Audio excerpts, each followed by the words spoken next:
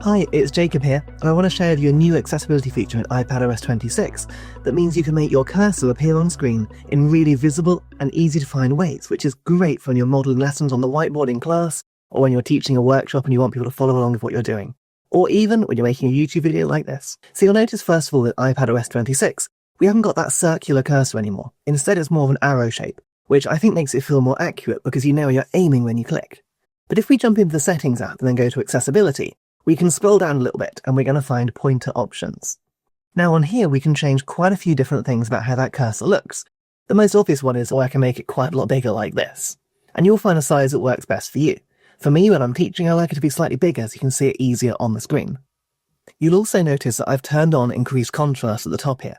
This makes the cursor stand out a bit more, which again makes it easier to follow in YouTube videos. If I turn off increased contrast, you'll see it's a little bit subtler on the screen, which is probably how you might want to use it for day-to-day use.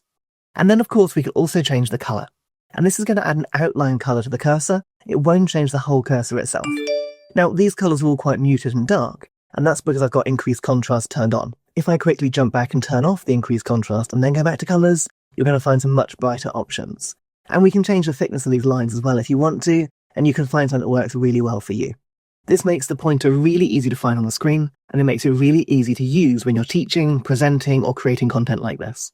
And of course, whatever settings you choose here will apply whenever you're using a trackpad or a mouse of your iPad, no matter what app you're in. And the cursor will change colour and it will react to things on screen, which makes it feel really alive as you're using the iPad. And that's just one of many new things in iPadOS 26. If you want to see what else is new and what else your device can do, please check out my channel down below, make sure you subscribe, and I'll see you in the next quick tip.